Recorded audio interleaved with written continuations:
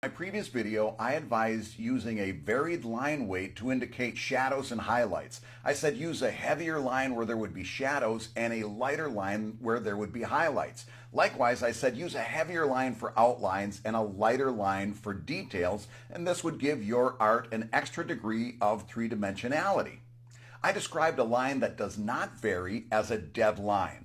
And that's a topic that deserves a little bit more discussion, so let's get into the weeds a little bit. Here's an example of an illustration that uses a dead line. All of the lines are the same thickness or the same line weight. All of the lines are consistent. A lot of coloring book art uses a dead line. That's because the art is doing a very specific job. It's just delineating shapes for you to color.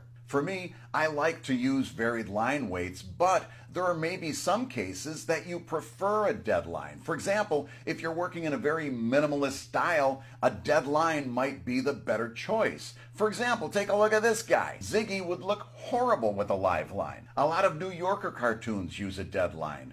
As a general rule, the more minimal the art style, the more likely it is that you're going to prefer a line that is consistently the same weight. The kind of line that you employ, whether it's a varied line or a consistent line, is just one of the hundreds of decisions that you make as an artist that defines your own personal aesthetic and artistic approach.